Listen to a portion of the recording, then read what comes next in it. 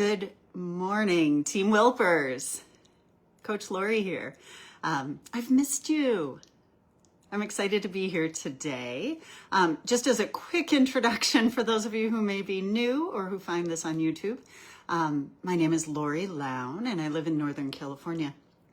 I've been coaching and fitting for almost 25 years now, and I've been working with Team Wilpers for the last almost exactly 5 years. First as a bike fitter, and now I'm coaching our group Peloton cycling programs. And yeah, it's been one of the highlights of my career, actually, because I love the Peloton community and love educating and sharing my knowledge. So good morning. And I need to make a shout out first before I get started. I see Amy Murphy is here. Hi, Amy. As I think you all know, Amy took over last week for me while I was away to give our athlete briefing, which is a big challenge, as she learned. And she did a fabulous job. I actually happened to log on just at the moment I forgot it was happening. And I was like, there she is. So I got to cheer her on from a different time zone and a different latitude and longitude, and it was awesome. So good job, Amy. We really appreciate, and it's so nice to hear other voices too. One of the reasons why I bring guests on, and also I think I like the idea of having someone else host the athlete briefing once in a while, because they have a different twist on how we think about things. So yeah, anyways, thank you, Amy, again. I'm going to talk about something a little personal today. Don't be afraid. In the context of being an athlete. And I think this is really important. When I was talking to our group leads about what we should talk about today, one of the topics that came up was fatigue, and which also means stress, right? So we know there's training stress and there's life stress and there's all kinds of stress. And so I want to share an experience with you all, and I want you to think about it in the context of your own life and your own training. I was away last week. I turned 60. Holy crowley. I can't believe that. And I was a little terrified by that concept, and now I'm embracing it. So I'm like, okay, this is good. I made it. I'm here. Let's make the best of it. So I decided to go to a wellness retreat, which is not in character for me at all. I always do hard things. And when I go on vacation, I do things like 2 years ago, I climbed the Col de Tourmalet on my birthday. And last year I raced my bike in Montana, and I have done all kinds of hard things in my life. And I chose to do something easy. And it was a very intentional choice. It was the first time I traveled without a bike in a really long time. And I have to say, it's a lot easier to navigate the airport and navigate travel without a bicycle, and that was awesome. I also didn't bring a computer, which I can't remember the last time I traveled without a computer. I didn't do work with a little tiny time. I ended up doing a little tiny bit of stuff, just basically sorting through emails and keeping up with that. But my goal had been to be completely unplugged, and unfortunately, I wanted to take photos. So I had to take my phone because I wasn't going to buy a camera just for this trip. And we know that our phones have great cameras. So I think I succeeded in being mostly unplugged, which was awesome. And it was a very different experience. And it's one that I'm trying to continue while I'm here at home.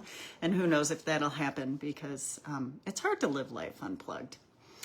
But anyways, why did I choose to go to a wellness retreat, which is not exactly my thing? And it was like yoga, which my flexibility is about like Matt's. I will say that for those of you who take classes with Matt, and you know that he is not the most bendy person in the world, and yoga is a challenge for me. And I'm super active, and so things like meditation are really hard for me. And I decided to go to this retreat because I've been struggling with basically a dysregulated nervous system. And that sounds pretty dramatic, but it's not uncommon in our stressful world, especially as athletes. So when we think about the nervous system, and we have this balance all the time between the sympathetic, which is our fight or flight instinct, right? That's our stress response. The bear is chasing me, and so I'm going to run away from the bear. Or I'm racing my bike, so I'm going to go hard.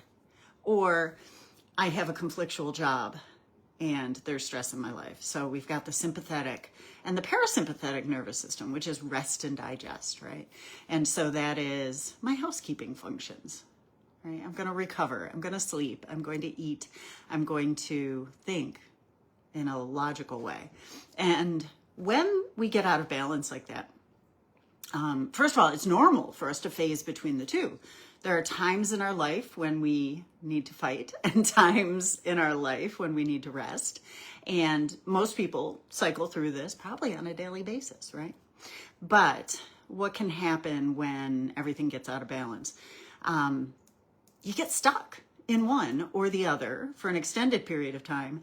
And what does that mean? Well, it means either you're in this high state of stress and anxiety and you can't sleep and you can't focus and you can't eat right and nothing in your life works well. And the other side is you might just shut down. And so that's where we see, oftentimes we'll see folks who are depressed, who can't get out of bed, who are sleeping too much, who maybe don't have an appetite.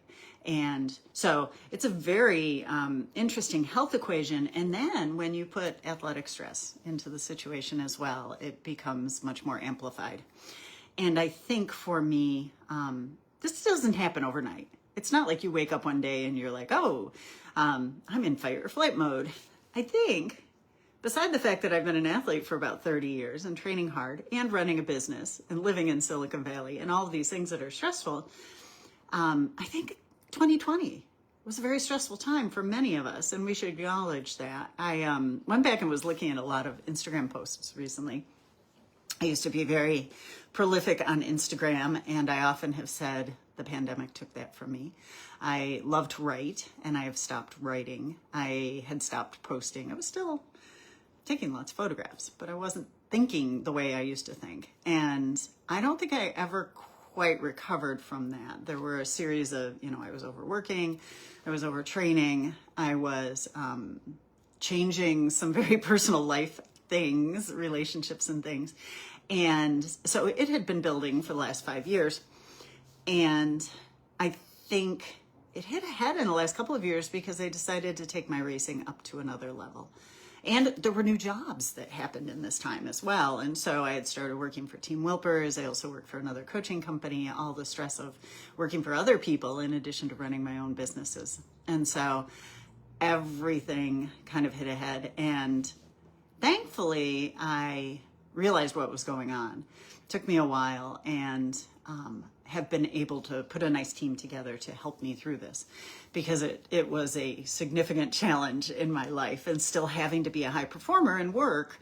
And what had to give, the first thing that gave was the bike. And I've alluded to this, but I intentionally took some time off the bike. I decided not to race again this year.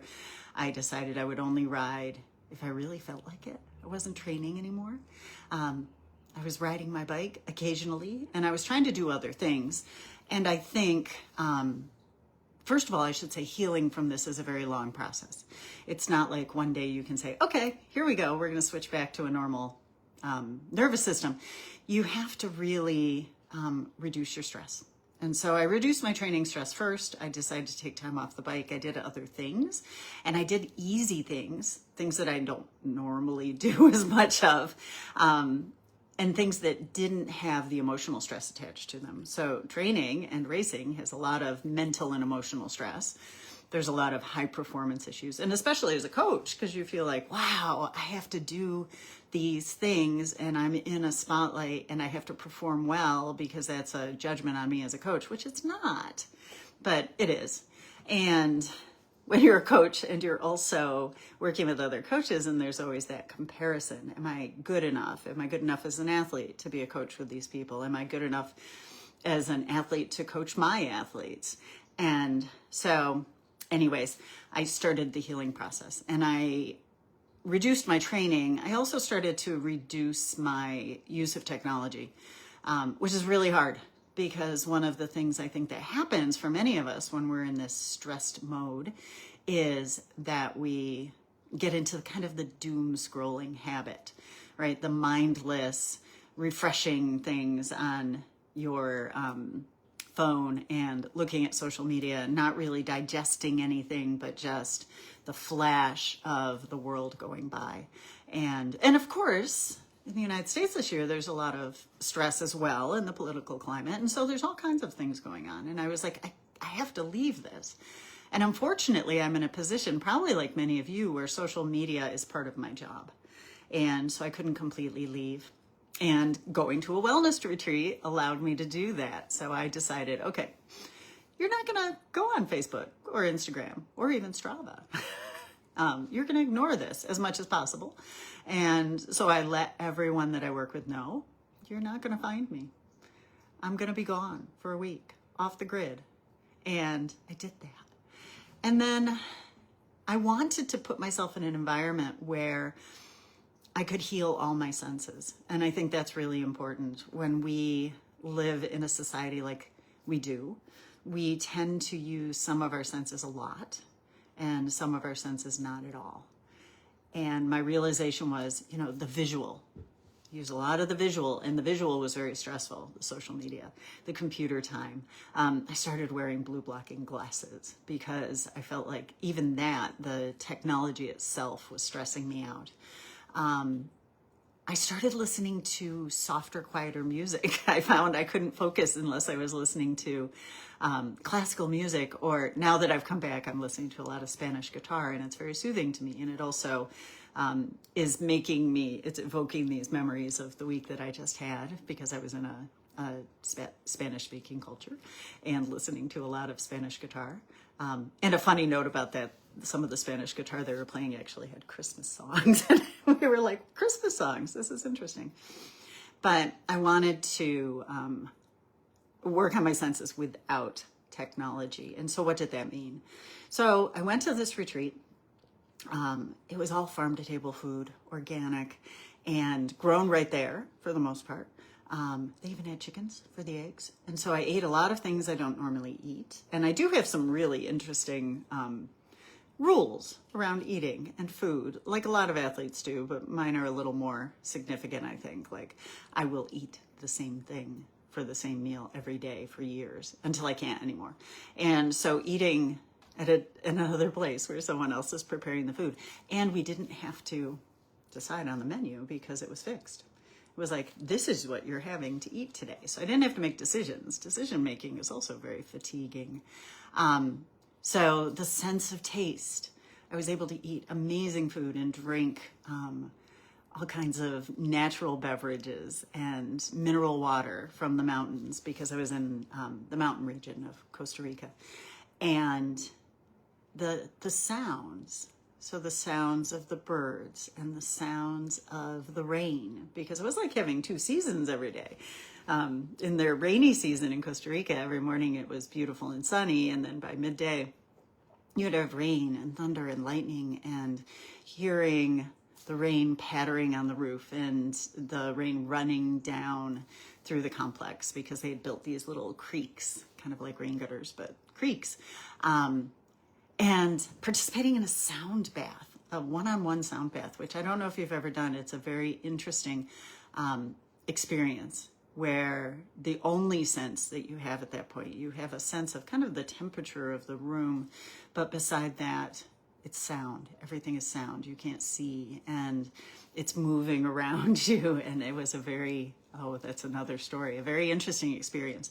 So those sounds, forest bathing, just going into the forest and being there, or thinking or spending time writing while I was sitting in the forest, and also hiking, doing something a little more active, which was awesome. Being completely disconnected there and being among nature. And I met the aggressive monkey, Raul, on one of my hikes, but he wasn't very aggressive with me. But being in the forest with the birds and the animals, and that was awesome. And then a lot of gentle movement. I did yoga. I did mostly restorative yoga, which is laying on the floor, almost like taking a nap. But it was great to have nothing to do for an hour except move and breathe. I did meditation, which I've never been able to meditate because my little brain goes bing, bing, bing, bing. And pranayama breathing, which is very interesting. And it was the only time I was able to really get my brain to slow down. And definitely a practice that I will continue now that I'm at home.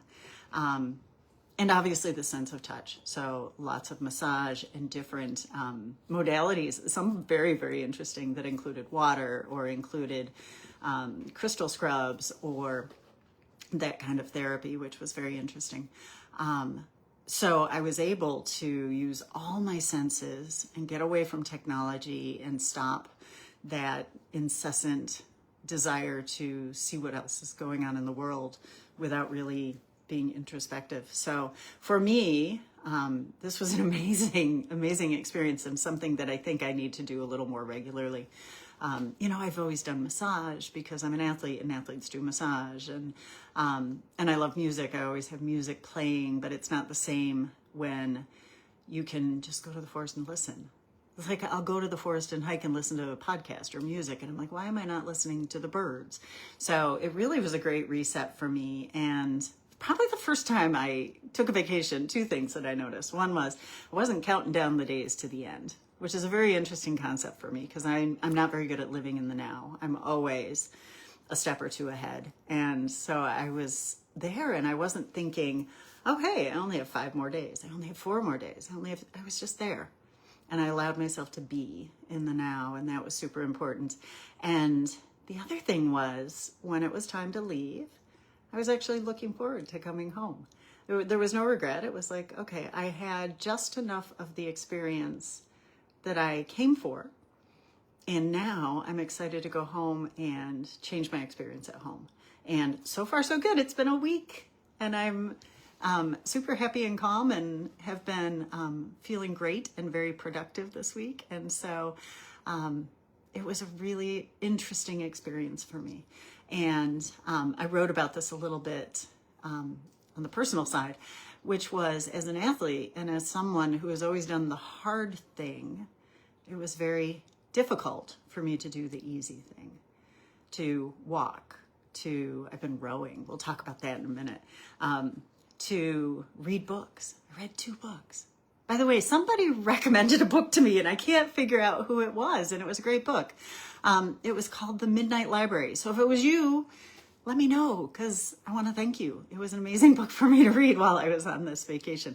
And if any of you are looking for some literature, some fiction about regrets and life choices and a compelling story that had a twist at the end that I didn't expect. So it's a really good book. I would recommend that. Anyways, so that was my week.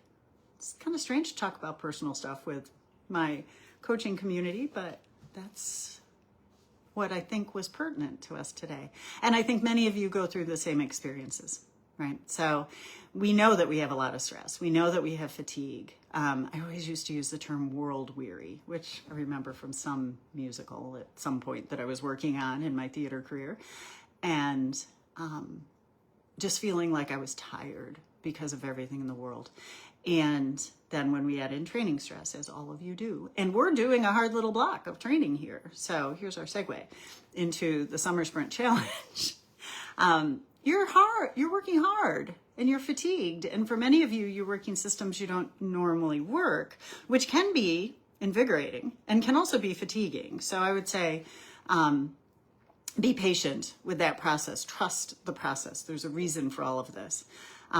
I've been rowing, and I have to say, I'm really, really, really loving rowing. And it was so fun. I took a class yesterday with Alex. And when I take a class, I actually use that instructor for all my classes. So I've been doing these forms and drills classes, which teach you how to row correctly. And it breaks down different parts of the rowing stroke, which I just found amazing. And I've actually become, I think, a pretty good rower. And then I take a class. And yesterday was the first time I did an intervals class. And it made me think of all of you because I've been doing endurance classes for the last 5 or 6 weeks. And then I did a cool down yesterday because it was an intervals class and we did our last hard interval right up until the last minute. And then I'll do a stretch, all with the same instructor. And so I rode with Alex, who is my coach crush now. I have to say, he is awesome. And he's adorable and he's funny. And being tall individuals, we both have some of the same challenges on the rower, and he talks about it, and he's just very humble. And yesterday he was talking about his schedule and going to school and riding his bike as his commute, and it's the best thing ever. And I was like, oh, what an amazing person. What a great life he has. He's built a great life. Anyways, at one point in the class, this intervals class, he discussed Mia Hamm, who hopefully you all know who Mia Hamm is. A little soccer player back in the day, right? So she was an icon. And I thought, and he quoted her, and I thought, oh, he's gonna quote the famous quote, right? Which is, my coach said, I ran like a girl. And I said, if he could run a little faster, he could too. So that's a quote that most of us think about. But as I dug into it, as I was thinking about it yesterday, I realized Mia Hamm has said some amazing things. And she not only was an amazing athlete, and I won't even say an amazing female athlete. She's an amazing athlete, but she's done a lot for the sport. I mean, she was a media darling, and she was on the Wheaties box and had the largest building at Nike named after her, which is a big deal. And, you know, she played, her career was so long. I was looking at some information. She started playing on the world stage in 1987. She was 15 years old, and she continued to play through Olympics and world championships and professionally in the women's soccer leagues here through 2004. That's a really long athletic career.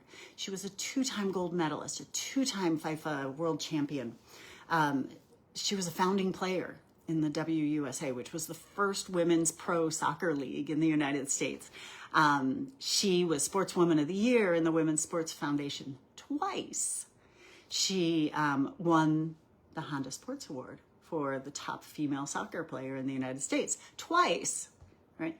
2 gold medals, 2 world championships, Alabama Sports Hall of Fame, Texas Sports Hall of Fame, National Soccer Hall of Fame.